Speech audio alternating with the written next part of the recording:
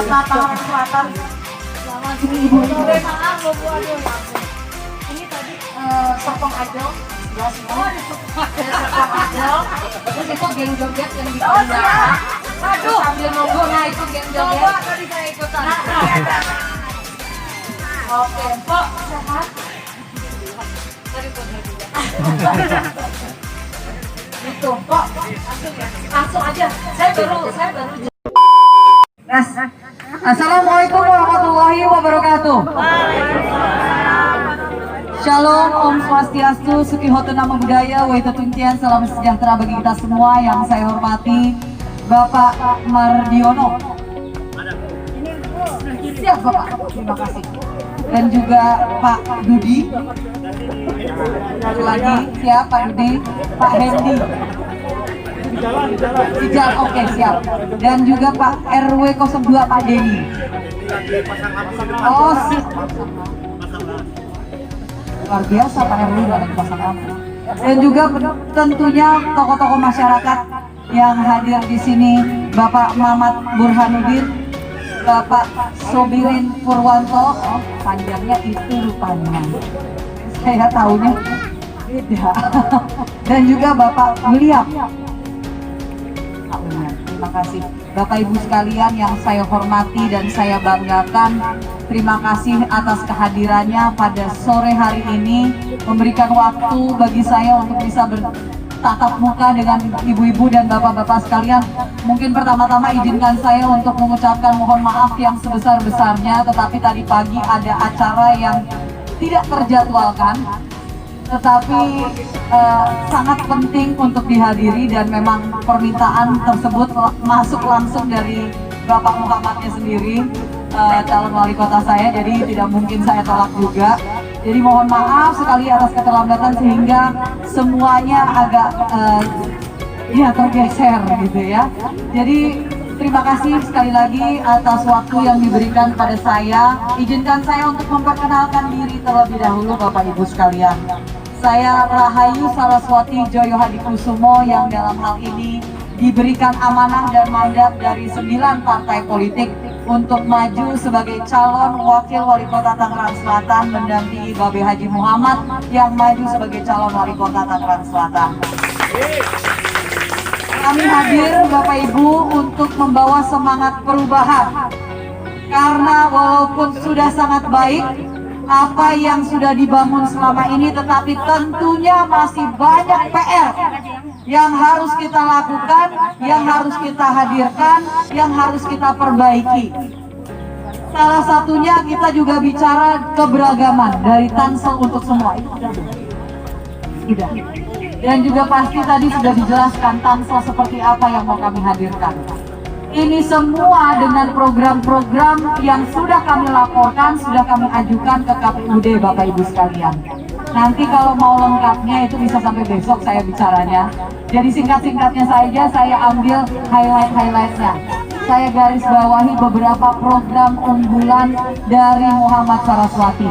Paslon nomor urut 1. Kalau ditanyakan, ini tentunya Bapak Ibu sekalian yang hadir di sini pasti beberapa sudah menentukan pilihan, ini apalagi tinggal 22 hari. Pasti banyak yang sudah menentukan pilihan, menyatakan mungkin mendukung nomor urut 1 Muhammad Saraswati. Tapi kalau ditanyakan kira-kira kenapa mendukung nomor 1, harus bisa menjawab lebih dari sekedar rekam jejaknya, lebih dari sekedar pengalamannya, tapi juga visi, misi, dan programnya. Kita bicara 1 kelurahan, 1 puskesmas buka 24 jam. Kita bicara pelayanan kesehatan yang harus diperbaiki. Karena apa? Seringkali saya keliling banyak yang bilang, oh puskesmasnya ada Simpo, tapi banyak yang kita bukannya dilayani malah dimarah-marahin katanya. Itu betul atau tidak, Bu? Atau jangan-jangan nggak pernah nih pakai puskesmas di sini? Sehat semua. Sehat semua Pak. Alhamdulillah, amin. Didoakan sehat terus ya Bu ya. Amin. Yang kedua, program kami juga adalah kami mau menghadirkan pemulihan ekonomi itu harus menjadi fokus utama tahun depan. dari pemerintah pusat sampai daerah pasti fokusnya pemulihan ekonomi karena pandemi COVID-19. Mau kelas menengah, atas, bawah semuanya pasti kena dampak dari pandemi COVID-19. Jadi kita bicara pemulihan ekonomi dengan pemberdayaan masyarakat yang fokus untuk menciptakan lapangan pekerjaan.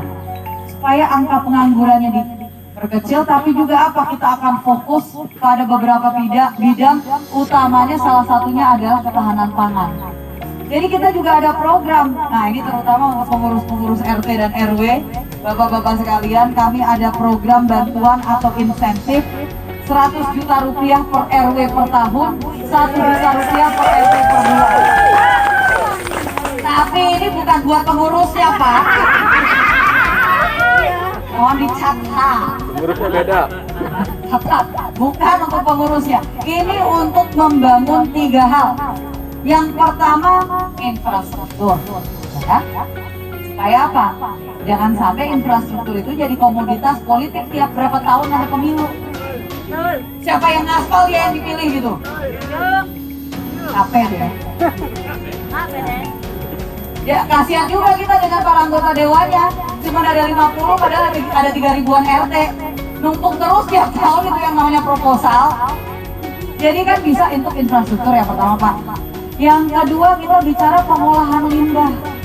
Masalah sampah nih lagi-lagi tadi sempat diangkat oleh Mbak Salimar. Bagaimana masalah sampah di Tangsel ini hanya numpuk dan numpuk dan numpuk.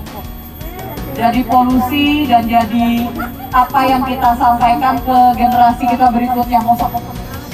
Ibu sekalian, tadi saya lanjutkan bahwa kami punya program-program yang memang akan fokus tahun depan, pasti semuanya fokus pada pemulihan ekonomi.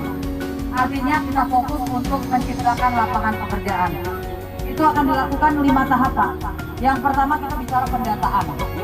Kan selama ini ada bantuan-bantuan ya dari pemerintah, tapi terkadang kan salah sasaran. Nah, jadi pendataan itu penting. Yang kedua kita bicara pelatihan.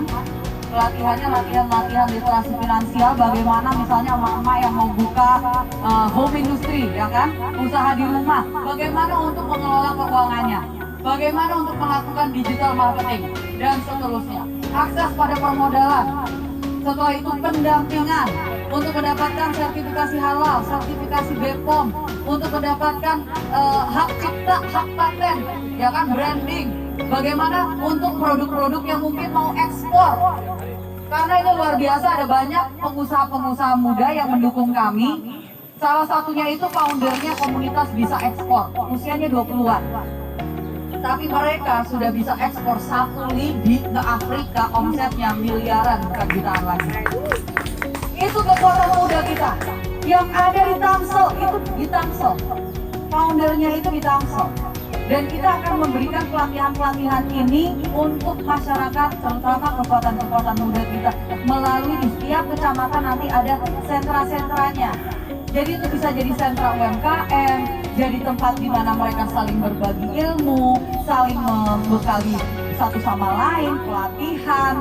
Itu nanti semuanya kayak co-working space di setiap kecamatan. Kita juga kerjasama dengan OKOC dan juga untuk rumah siap kerja, terutama untuk bagian yang mau profesional, jalur profesional. Baru terakhir kita bicara sarana dan prasarana. Seperti yang tadi di setiap kecamatan itu ada, tapi juga kita mau mengambil alih pengelolaan situ-situ yang ada di Tangsel. 7 situ ini sebenarnya kan potensial luar biasa untuk ekowisata. Jadi bisa dibayangkan, jika 7 situ ini kita kelola dengan baik, bantarannya itu kita rapikan, ada jogging track, ada tempat-tempat untuk jualan kuliner, bahkan mungkin ada restoran apungnya dan seterusnya, itu akan menjadi daya tarik ekowisata baru di Tangerang Selatan. Dan kalau kita jadikan betul-betul Tangsel sebagai kota ramah sepeda, ya kan, dengan jalur-jalur sepeda yang rapi, nanti siapa tahu bisa ada Tour de Tangsel. Boleh dong, memang hanya Tour de France aja, Tour de Tangsel juga boleh. Yang suka goes dari seluruh Indonesia, bahkan dari luar negeri, bisa datang ke sini, keliling itu di 7 situ yang ada di Tangerang Selatan. Ini semua pasti akan menciptakan perputaran uang di sini. Jadi gak hanya orang Tangsel keluar kota, menghabiskan uang di luar, Tapi kita maunya orang luar kota datang ke Tangsel menghabiskan uang di sini. Itu jadi pendapatan daerah baru.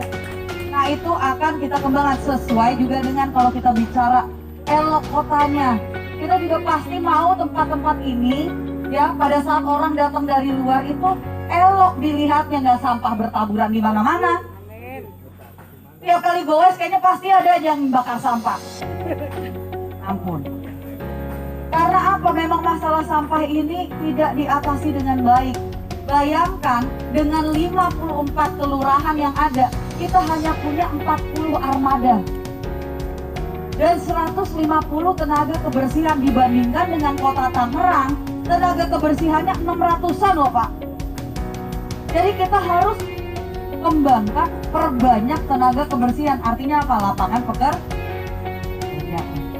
Dan banyak lagi seperti kalau kita mau mengembangkan pemulihan ekonomi dengan pesat, kita harus digitalisasi. Dan itu kenapa kami mau untuk menghadirkan fiber optik di seluruh Tangerang Selatan dengan 400 sampai 4.000 sampai 5.000 titik wifi gratis. Untuk infrastruktur daratnya Pak, Bu, kita mau menghadirkan LRT, bukan MRT. MRT itu butuh 1 triliun rupiah per kilometer. Untuk kota penyangga ibu kota itu nggak masuk akal kalau pakai MRT. Tapi pakai LRT, menurut para pakar transportasi sangat masuk akal. Karena hanya membutuhkan 400 miliar rupiah per kilometer. Nanti totalnya itu 23 km dari Pondok Aren turun ke Pondok Cabe, melintas Pamulang ke Setu, Setu naik ke Serpong, Serpong Utara, bahkan nyambung ke Soekarno-Hatta. Dan harga tiketnya untuk di Tangsel hanya Rp5.000 saja. Jadi ini sudah kami persiapkan, BUMN-nya sudah siap, tinggal BUMD-nya yang harus diperbaiki. Jadi ibu-ibu sekalian, bapak-bapak, dari segi infrastruktur sudah, pendidikan juga kita harus perbanyak SMP-nya karena kursinya jauh kurang, tidak memadai, makanya ada pungli-pungli sikut-sikutan. Kita juga harus memperbaiki sistem dan pelayanan kesehatan kita. Birokrasi harus diperbaiki karena bagaimanapun juga banyak sekali orang yang mau dapat perizinan, mau dapat KTP aja bisa nunggu berbulan-bulan. Paling parah kemarin saya dengar ada yang sampai nunggu 4 tahun. Kan luar biasa itu. Jadi ini yang harus betul-betul kita perbaiki dengan apa? Transparansi dan akuntabilitas. Itu yang akan kami hadirkan karena betul-betul Muhammad Saraswati maju bukan untuk Muhammad Saraswatinya. Muhammad Saraswati maju untuk masyarakat Tangerang Selatan. Jadi kemenangan Muhammad Saraswati adalah kemenangan masyarakat Tangerang Selatan. Itu kecil banget tangannya. Saya ulang. Kemenangan Muhammad Saraswati adalah kemenangan masyarakat Tangerang Selatan.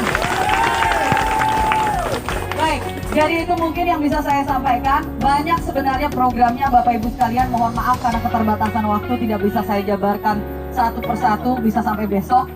Tapi nanti silahkan Bapak Ibu, mungkin ada hand sanitizer yang nanti akan dibagikan, di mana ada tertera nomor hotline yang dipegang oleh para duta, salah satunya adalah Syalimar. Jadi nanti kalau misalkan ada keluhan, ada laporan, ada masukan, bahkan ada hal-hal yang bisa kami tindak lanjuti sekarang, nggak harus nunggu sampai memperhatikan.